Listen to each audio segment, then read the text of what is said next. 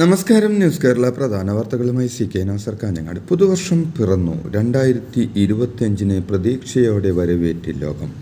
ഏവർക്കും ന്യൂസ് കേരളയുടെ പുതുവത്സരാശംസകൾ നേരുന്നു.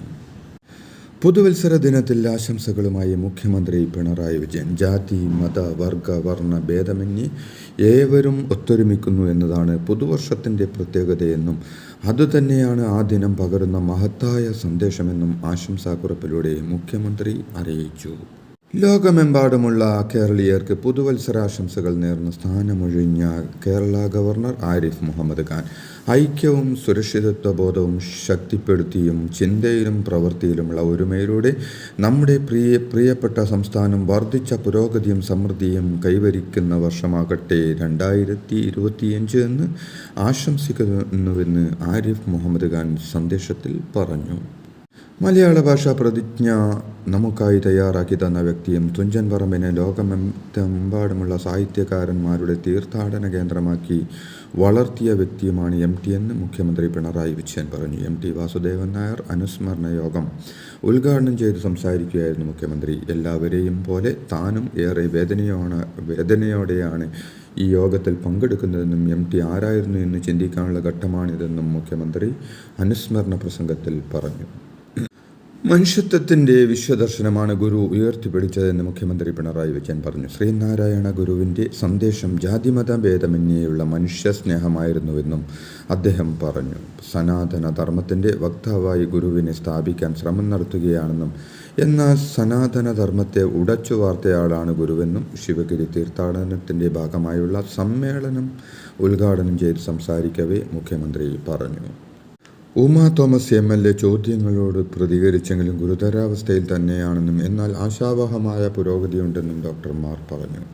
തുടർ ചികിത്സ പ്രധാനമാണെന്നും ആൻറ്റിബയോട്ടിക്കുകൾ നൽകുന്നുണ്ടെന്നും ട്യൂബിലൂടെ ഭക്ഷണം കൊടുക്കുന്നുവെന്നും ന്യൂമോണിയ വരാതെ നോക്കേണ്ടതുണ്ടെന്നും ഡോക്ടർമാർ പറഞ്ഞു. അതേസമയം അമ്മേ എന്ന് വിളിച്ചപ്പോൾ വിളി കേട്ടുവെന്നും ചിരിച്ചുവെന്നും മകൻ വിഷ്ണു പറഞ്ഞു.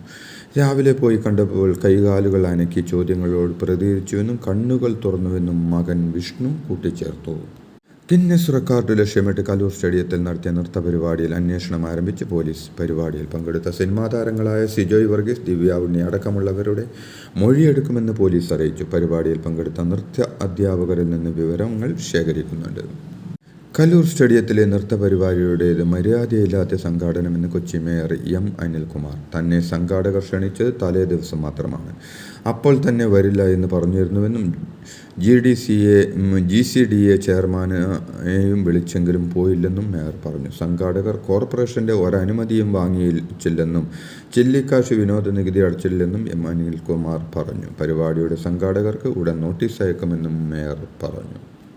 വയനാട്ടിലെ ഉരുൾപൊട്ടൽ ദുരന്തത്തിൽ കേരളം ആദ്യഘട്ടത്തിൽ ആവശ്യപ്പെട്ട 3 ആവശ്യങ്ങളിൽ ഒന്ന് മാത്രമാണ് കേന്ദ്രം തത്വത്തിൽ അംഗീകരിച്ചതെന്ന് മന്ത്രി K. രാജൻ പറഞ്ഞു. 154 ദിവസം കഴിഞ്ഞാണോ അതിതീവ്ര ദുരന്തമാണെന്ന് കേരളത്തെ അറിയിക്കേണ്ടതെന്നും വീണ്ടും കത്ത് കൊടുത്തതിൻ്റെ അടിസ്ഥാനത്തിലാണ് ഇപ്പോഴത്തെ മറുപടിയെന്നും അദ്ദേഹം പറഞ്ഞു. 2 മാസത്തിനകമായിരുന്നു ഈ കത്തെങ്കിൽ എന്തെങ്കിലും ഗുണമുണ്ടായേനെന്നും പുറത്തുനിന്നുള്ള ഏജൻസികളുടെയെങ്കിലും സഹായം തേടാമായിരുന്നുവെന്നും മന്ത്രി പ്രതികരിച്ചു.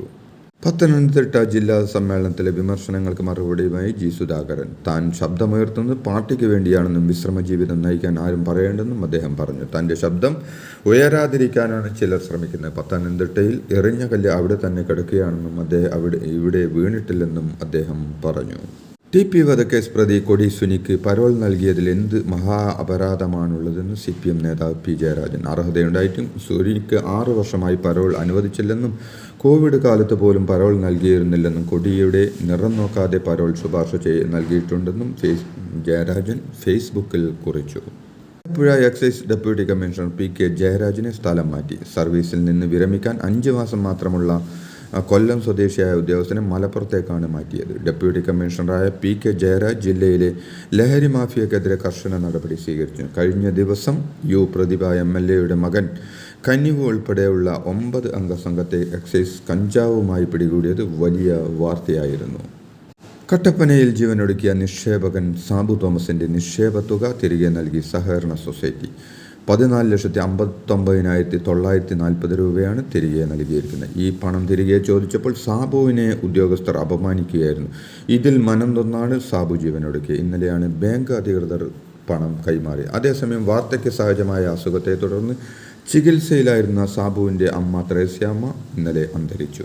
അമ്മയുടെയും ഭാര്യയുടെയും ചികിത്സാ ആവശ്യങ്ങൾക്ക് വേണ്ടിയായിരുന്നു സാബു പണത്തിനു വേണ്ടി ബാങ്കിനെ സമീപിച്ചിരുന്നത്. ഉമാ തോമസ് MLAക്കുണ്ടായ അപകടത്തിൻ്റെ പശ്ചാത്തലത്തിൽ ചീഫ് സെക്രട്ടറിക്ക് പരാതി നൽകി democratic human rights and environment protection forum. അതിഗുരുതരമായ സുരക്ഷാ വീഴ്ചയാണ് ഉണ്ടായതെന്നും തികഞ്ഞ ലാഘവത്തോടെയാണ് പരിപാടി സംഘടിപ്പിച്ചതെന്നും പ്രസിഡന്റ് ഡിജോ കാപ്പൻ പരാതിയിൽ ആരോപിക്കുന്നു. ഉത്തരവാദികൾക്കെതിരെ മാതൃകാപരമായ ശിക്ഷ നടപ്പാക്കണമെന്നും ചീഫ് സെക്രട്ടറിക്കുള്ള പരാതിയിൽ പറയുന്നു. കലൂർ സ്റ്റേഡിയത്തിൽ നടന്ന മൃദംഗ വിഷന്റെ മെഗാ നൃത്ത പരിപാടിയുടെ സംഘാടകരുമായി ഉണ്ടാക്കിയത് വാണിജ്യ ഇടപാട് മാത്രമാണെന്നും വിവാദങ്ങളിലേക്ക് വലിച്ചിഴക്കരുതെന്നും കല്യാൺ സിൽക്സ്. മൃദംഗനാദം പരിപാടിയുടെ സംഘാടകർ 12,500 സാരിയുടെ ഓർഡറാണ് നൽകിയതെന്നും പ്രസ്തുത പരിപാടിക്ക് വേണ്ടി മാത്രം കുറഞ്ഞ സമയത്തിനുള്ളിൽ ഡിസൈൻ ചെയ്ത ഓരോ സാരിക്കും 390 രൂപ വീതമാണ് വാങ്ങിയതെന്നും എന്നാൽ പിന്നീടാണ് സംഘാടകർ ഒരു സാരിക്ക് 1,600 രൂപ വീതമാണ് ഈടാക്കിയതെന്ന് അറിയുന്നതെന്നും കല്യാൺ സിൽക്സ് വിശദീകരിച്ചു.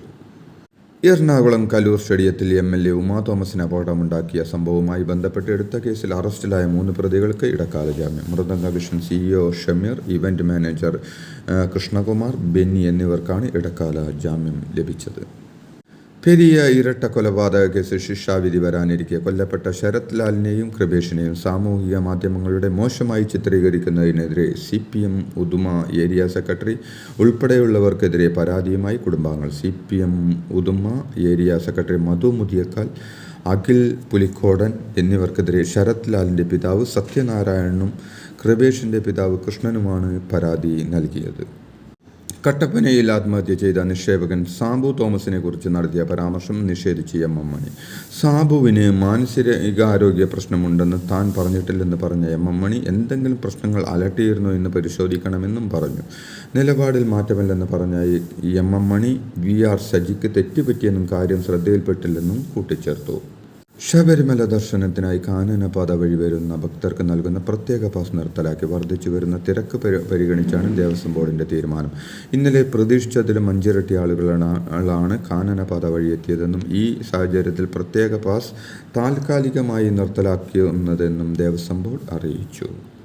വയനാട് ഉരുൾപൊട്ടൽ ദുരന്തബാധിതരെ പുനരധിവസിപ്പിക്കുന്നതിന് സന്നദ്ധത അറിയിച്ചവരുമായി മുഖ്യമന്ത്രി പിണറായി വിജയൻ ഇന്ന് കൂടിക്കാഴ്ച തുടങ്ങും.